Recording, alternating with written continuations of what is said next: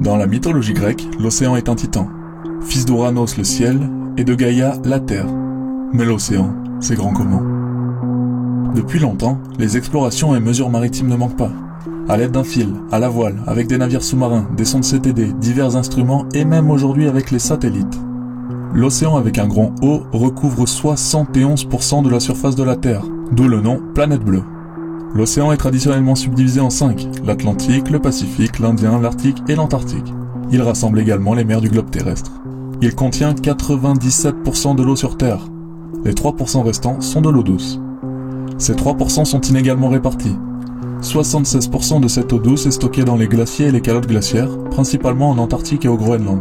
23% sont dans les eaux souterraines, et moins de 1% sont répartis entre les lacs, rivières et dans l'atmosphère. Bien que la surface de l'océan soit énorme, il n'est en réalité pas si profond comparé à la taille de la Terre.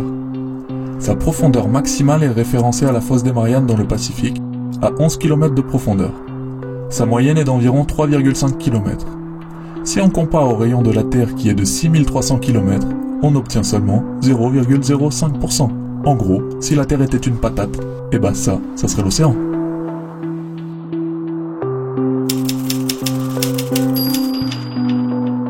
Si cette vidéo elle vous a plu, faites-le moi savoir, comme ça je continue. Il y a pas mal de sujets que j'aimerais traiter, en fait c'était mes sujets d'études.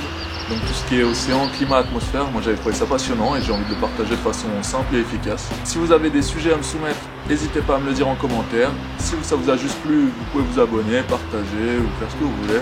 En tout cas, moi je vous dis à plus.